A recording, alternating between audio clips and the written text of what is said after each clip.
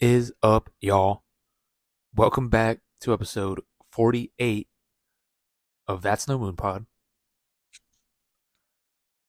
episode 6 of Ahsoka. To be honest, it's probably my favorite episode of the season so far. And that comes with certain things that kind of happen. Um,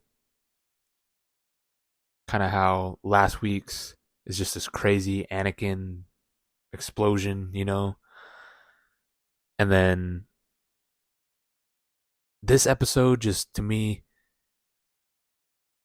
just literally expanded everything for Star Wars, the lore. Um, there were some things that didn't work for me fully, um, but I could say that with every episode. To be honest, um, the series isn't perfect by any means. I don't think anyone's saying that, but like I said, this episode to me, just the way it starts with Yang and Ahsoka and the whales just traveling through hyperspace look crazy. Um, and we better find out what story Yang's telling Ahsoka while they're in the cockpit, because that's one thing I noticed in this show, and it's more apparent later on once Thrawn himself finally shows up. But the dialogue, conversations, there's a lot of pauses, kind of, um, and not dead air or nothing like that, but it slows everything down during the conversations to let you know and help you stay in touch of what's going on. But it also just kind of, to me, gives the characters more layers, because they're not just, doesn't seem like they're just out there speaking lines that they read from a paper just 2 seconds ago. It actually sounds like they're having a conversation type deal in this storyline.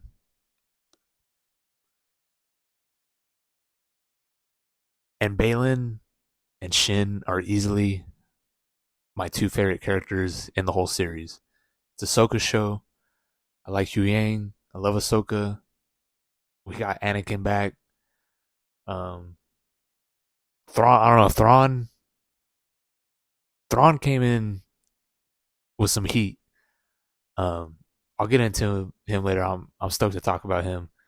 Um, but Balin and Shin, just whenever they're on screen together, and I've said this in multiple episodes now, that just R.I.P. Ray Stevenson.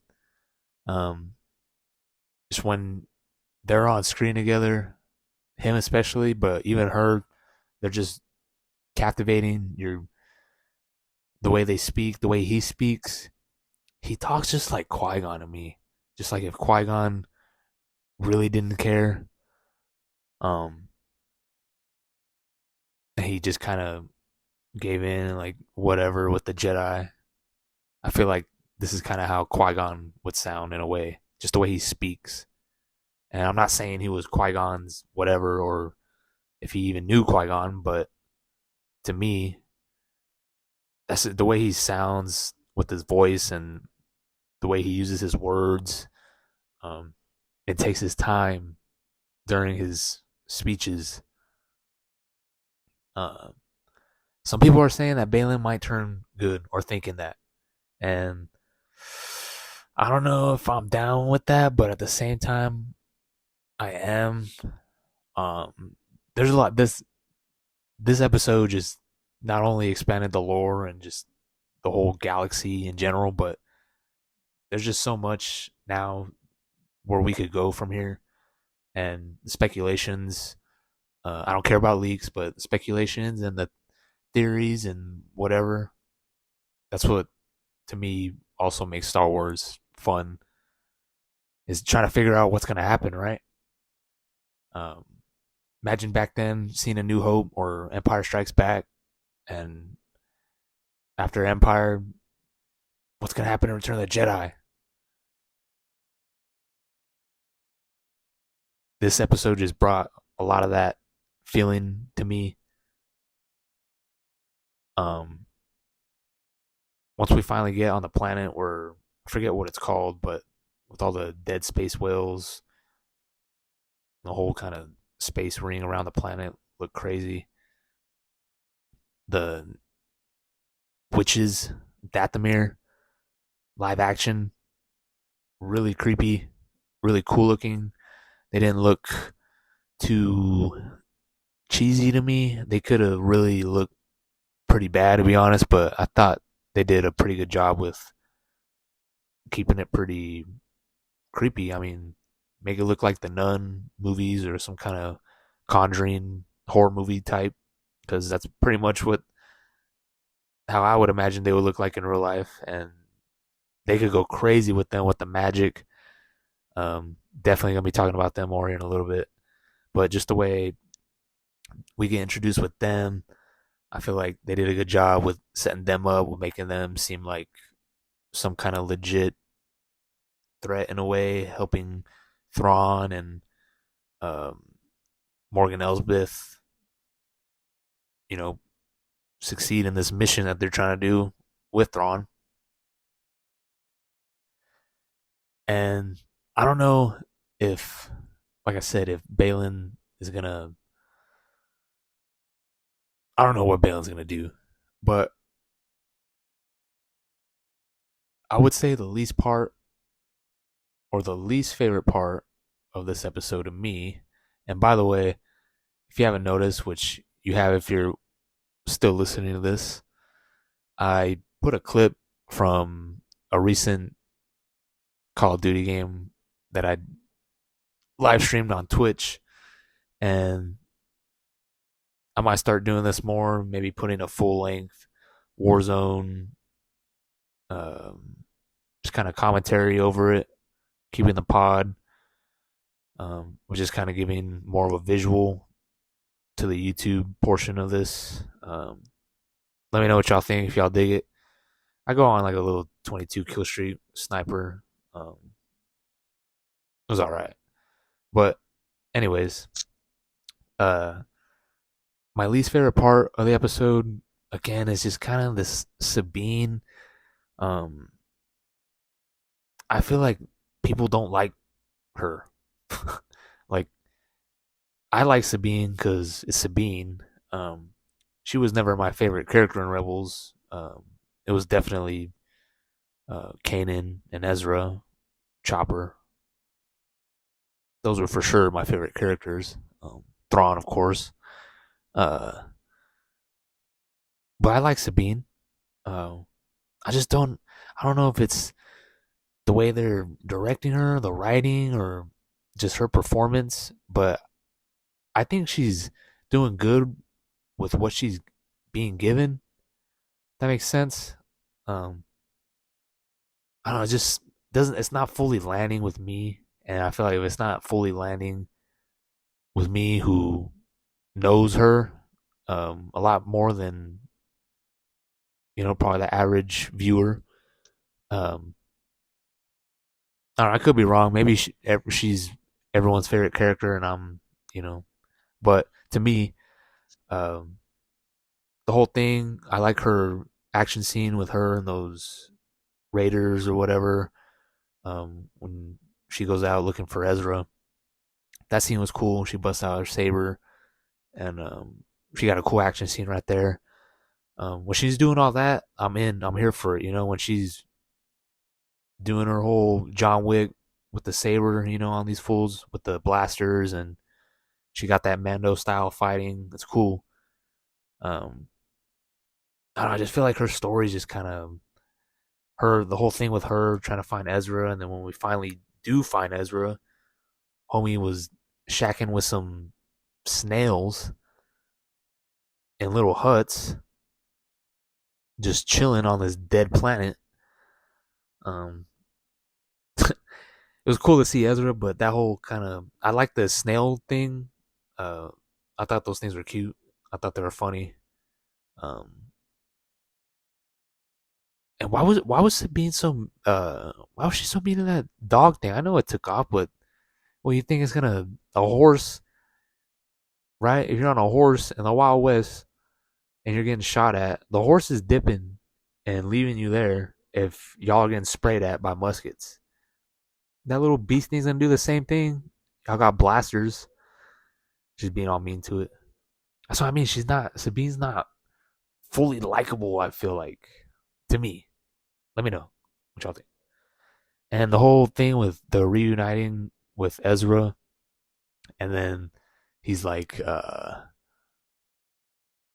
gotta tell me everything, or how'd you get here, blah blah blah. She's like, nah, let's not. I feel like you have to right there because again, if you don't know who these fools are, you're like, wait, what? Like, does she like this guy? Cause, she's pretty. He's pretty. He's been alone and you're risking the entire fate of everything just to find this dude. Like, do you love this guy or is he really just your homie? Because if he's just your homie, you know what I mean? So that whole part is still falling flat for me, to be honest. The whole Sabine and Ezra, I feel like it's taken a little too much away from Ahsoka because Ahsoka, besides the beginning, nothing with her in this episode. We better find out that story again. Hu Yang, don't be, don't be telling stories and not sharing it with us.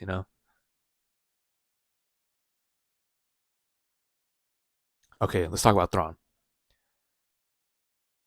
I loved how he pulls up in the freaking huge, massive Imperial Star Destroyer. It's all tuned up. It's all got bits and pieces from different parts, graffiti everywhere, and just lands on this, like, just the pinpoint on the monument where the witches and Morgan and Balin and Shin are just chilling, and you see his whole fleet. He's got the X-wings, all the stormtroopers. That one with the face mask, he kind of has like that old school gladiator style face over the stormtrooper helmet. Looks sick. Um, that's how you make an entrance, and this is what this show has been missing. And I feel like if they would have brought this in at least in episode 2 and less focus on the Sabine side and giving us this right away, dude, this is what, to me, what the show has been missing is this guy, Thrawn, and knowing who's doing the music. He just gets it. Filoni gets it. When a guy like this steps into the room, you gotta play his theme music. It's Stone Cold. You hear the glass break. The Undertaker. You hear the bell ring. It's the same deal. And his theme music, very Dracula-esque, Imperial Dracula. And I wanted to see how it played because I know it's Homeboy who also voices him in Rebels. And I know he's a good actor as well, but I wanted to see because they normally don't do that too often with the voice actors playing live action, but we know the voice, he's got it down, and I just wanted to see how it looked on screen. And dude, right away, just once he starts talking, the way he's talking, he just sounds so calm, cool, and collected. Um, and you just know that this guy has his demeanor down already, and we're just getting to see it now, finally, in live action. And again, this is just what I feel like the show's been missing is a guy like this roaming around, calling the shots, always looming in the background. Because Balin and Shin, yeah, I feel like no one's afraid of Morgan Elsbeth at all. Um, but Thrawn, just his presence alone and just the way he comes in, this is what I'm talking about. I feel like these last, what, 2 episodes now are going to be some hitters because now the stakes have gone way up. And like I said, I don't know what's going to happen, but speculating is going to be one of the more fun things to do waiting until next week, that's for sure. And you know he's got a plan, and you know he don't trust anyone fully. Um, the witch is telling him that about Sabine, Ezra. She knows, and they sense Ahsoka pulling up at the end. Thrawn's like, Shin, Balin, y'all go find Sabine and Ezra, kill them. If y'all don't, we're dipping without y'all regardless. Y'all are just mercenaries to me and Morgan, because there's a bigger picture here, and we're gonna peace out without y'all regardless. And Thrawn don't fully trust Balin, I feel like, because he knows that he was once taught like a Jedi. He even tells him as much.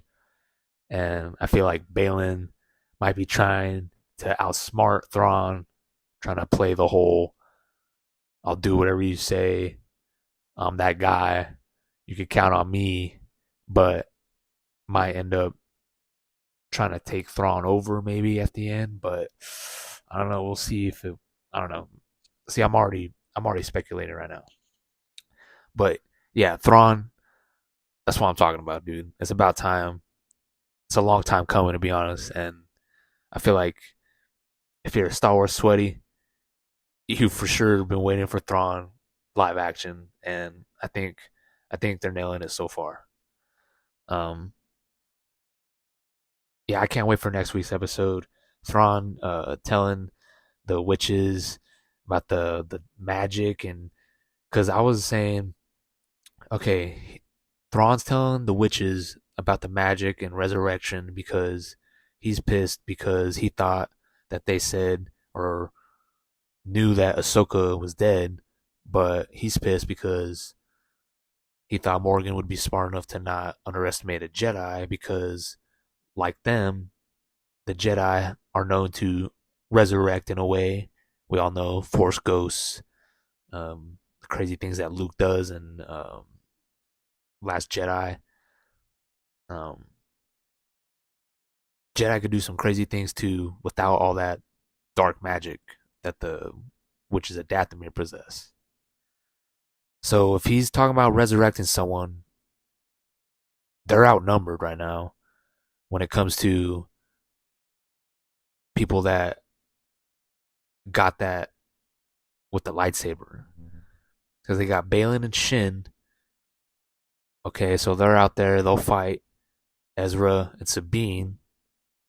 Here comes Ahsoka, and Ahsoka, especially now, if she's resurrected herself pretty much, and she's now Ahsoka the White, she's on a different level now, Super Saiyan.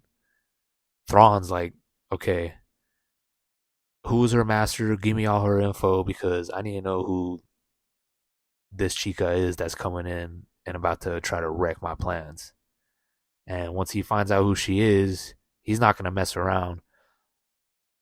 I'm not going to say who I think he's going to try and resurrect or if he even is going to try to resurrect someone to try and fight Ahsoka. Because, like I said, they're outnumbered and he knows it. And once he finds out who she is, he's going to be like, I'm going to need a heavyweight. Bring out my closer. But who's he going to be? Darth Maul? Mace Windu? Could be just Anakin Skywalker again, but just prime Anakin turn on the dark side. which is resurrection form. Again, there's gonna be some crazy things that are gonna happen. And stay away from the leaks, y'all. I'm telling you, it's so much worth it. It's gonna be much worth it because think about it. Okay, we got Thrawn in this one, finally, right? But there still hasn't been, I feel, the Anakin thing was a given because we got his voice in the trailer, so we knew he was gonna be in it. I feel like there's still gotta be something that's yet to come that's gonna blow the roof off the whole series. Um, and I think by next week we might have a good idea maybe where it's gonna go because it's gonna go down next episode for sure. And last episode, I'm assuming it's gonna lead us off into where we go from here on out. But I can't wait, y'all. I don't know if I missed anything, but I'm glad this episode was at least over 45 minutes long, which is a W. So let's keep it going, y'all. Let me know if y'all like that gameplay in the beginning. I'll probably do it more often, to be honest. Follow me on all my socials, on my Twitch. My links will be in the description. Like, comment, subscribe. Until next week, y'all. Y'all stay safe. And I'll catch y'all on the flip. Peace.